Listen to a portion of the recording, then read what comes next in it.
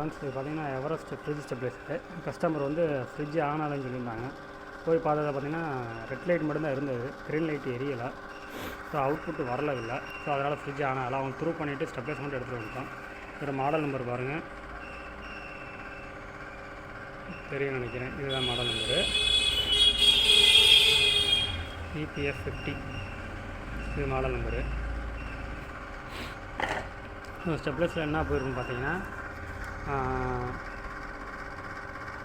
ஒரு pre set போயிருந்தது.